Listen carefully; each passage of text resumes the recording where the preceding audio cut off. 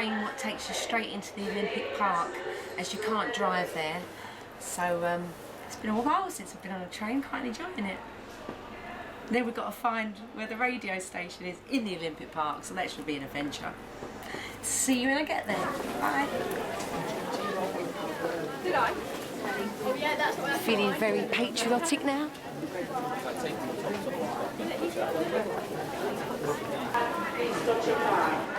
Oyster card, touch your card, please. Pay for tickets, please walk through.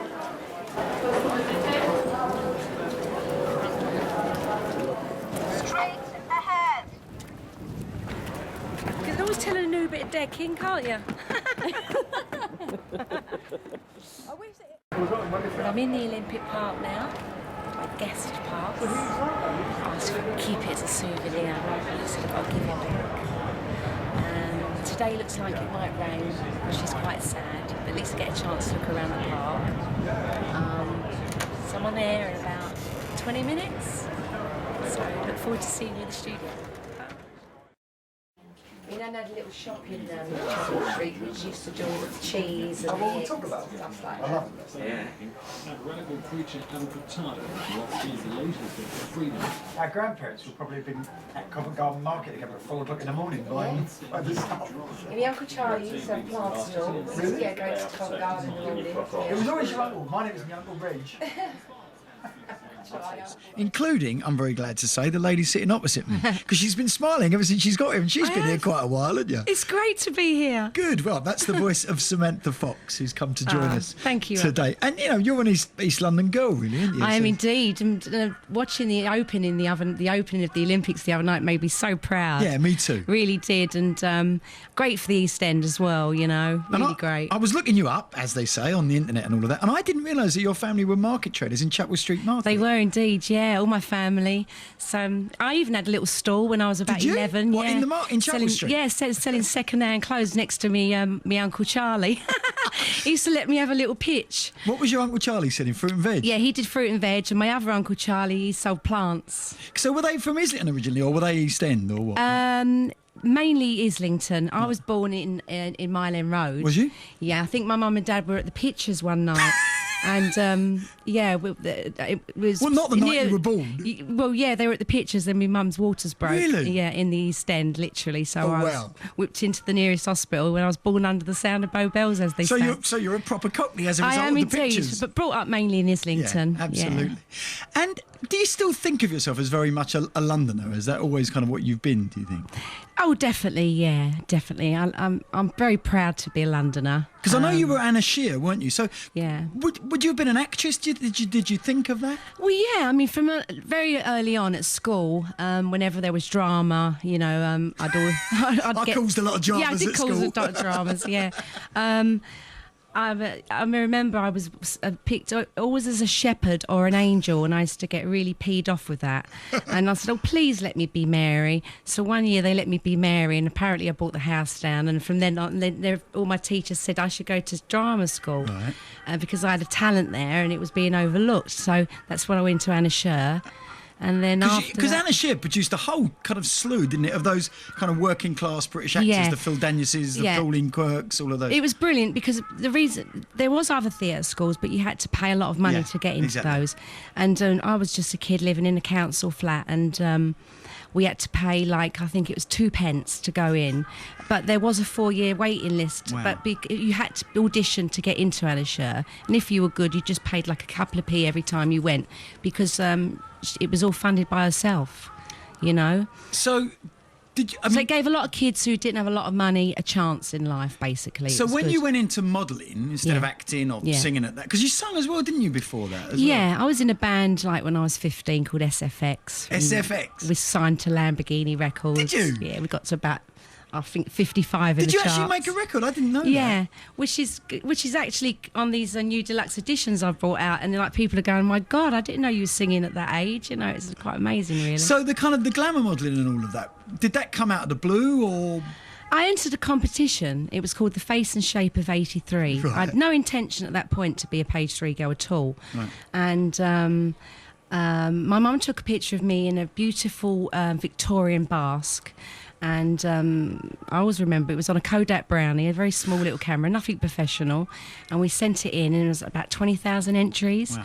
Then I got a call. I was doing my A-levels at school, and I got a call saying that I'd reached the final 20, and I was like, oh my God, you know, like my life's going to change. Wow, wow.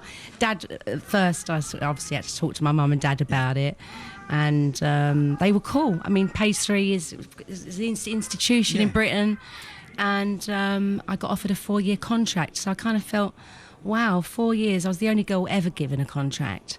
So my life was planned out for those 4 years. So your life did change dramatically? Oh, it did. It changed overnight. I mean, I was still at school when I first posed for Page 3, and I was expelled for that. Yeah, I was expelled. I just saw the stars. You know, I was 16, 4-year contract, very substantial amount of money for a very young girl. And I thought 4 years, that would be great, because then I'll be like 20 and I'll go back into the music business. So did you always have that as an aim? To kind of go back into music? Definitely, yeah. And acting and music, presenting, showbiz, really. Did you enjoy the Page 3 period? I mean, that kind of time? Yeah, I did. I mean, to be honest, I got to travel the world. I met some fantastic people, and I grew up really fast, you know. Too fast or not? No, I was glad I grew up fast, because a lot of my friends at that time were leaving school, not getting jobs and getting pregnant, and their lives weren't looking too good, and I consider myself a very lucky girl, and I never look back on those times and regret them, because they put me where I am now, you know. And as you said, there was always kind of music waiting, wasn't there? Yeah, definitely. I think being a model first gave me a great education through the travelling and working with people a lot older than myself. How to deal with people and all of that and how stuff. to deal with people, because the music business is tougher. Is it? It is tougher, yeah. The modelling business was great. I travelled with my mum everywhere. She was like my stylist. My dad was my manager. So it was very family, and I felt very safe, and I worked with people I trusted, and it was all very... But then you were unleashed on the big wide world. And then I went into the music business, and that's when it was scary at first, because I was only known in England for those 4 years, and then suddenly Touch Me was released. It went to #1 in 17 countries, and it was like, Did you wow. get big-headed at any point? No, I would have got a clump. A good old East End clump round the ear hole. Yeah, no. It's like my nan always said to me, why change a recipe for good cake? You know, you've made it being the way you are. I remember when I first started... But most young people, you know, who get a bit of success very early on, and as you say, a bit of money, and so particularly if it's kind of you've got people around you saying how wonderful you are and all of that stuff, it's very tempting to... It depends what sort of family you've got. I mean, I come from a very working class family. And did you stay very close to them? Very. I'm very much a family girl, and I like my family to be around me, you know, especially in this kind of business I'm in, where there's so much... Well, there's so many fake people in it, aren't there, really? So it's nice to surround yourself with real people and family and friends that you can really trust. Now, as you said, I mean, Cherry Red Records have reissued a load of your old albums, the sort of albums from the 80s and 90s. That's right, when it was all vinyl, you see. Yeah. So what's so great about it is that Cherry Red said we'd love to do hard copy, because we know your fans love the pictures, the marketing side of things, which they did back in the 80s and 90s. They loved to get the big vinyl and the pictures. And then, so all my early hits were on vinyl, wasn't on CD. And also, a lot of the remixes that we did would be on vinyl, and certain countries, only certain releases. So it's like you've got the album, but then 31 bonus tracks. Wow. And there's stuff on there I don't even remember recording. Really? Really and truly, especially the Stott Aitken and Waltman stuff. Because it was literally like a factory. You go in and you record the song probably about an hour and a half, and then you'd be out again. I remember doing one song called Forever True, and I really loved it.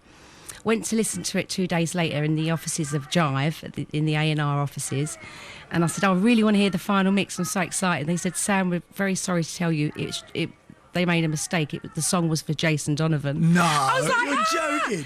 And he went to #1, yeah. So then I continued to work. I did Nothing's Going to Stop Me Now with them. I Only Want to Be With You, 1 in a Million. And no, it was great working with them. They were good guys. What about the live aspect of all of it? Did you enjoy that? That's the best part for me. Is it still? Yeah, because when I first started, obviously, there was people who had preconceived ideas of, oh, can she really sing? Is it really her on the record? I had a few DJs scratch it off at the beginning, didn't kind of believe in me. So the first thing I did was literally get a band together and toured Europe and spent 6 months in America because I'd broke America as well, touring on a bus with my band. See, I didn't know you'd really cracked it in America. Yeah. I mean, the only female... I know this is great because I was reading one of the albums yesterday and my head was getting a bit big. Yeah. It said, in the 80s, I was the only British singer to have 3 top 10 hits on both sides of the Atlantic. Wow. So it's quite amazing, That's quite an achievement. pretty impressive. Yeah. And are you still enjoying it? Love it. I'm actually recording my 10th album now. 10th album? Yeah, which is going really well, and a new single to be released in about 3 weeks. Doing the video next week. And I also was looking at the records, and I must admit, do you still recognise? I mean, I got the first album in my hand here, and I'm going to play a track for it. Do you still recognise that young girl? I mean, Yeah, or I does do. it feel like another lifetime? Or Yeah, when you actually open the booklets Yeah. and you look at some of the hairstyles of the 80s, you think, there's oh, definitely some my hairstyles. word. Why did I have that perm? I remember in 1987, me and Kevin Keegan won Best Hair of the Year. You never. We did. Him with his mullet and me looking like, I don't know, a dodgy Dolly Parton. But it was fun. Fun times. The 80s were good times. And still going out and doing it live? Yeah. This weekend I go to Switzerland.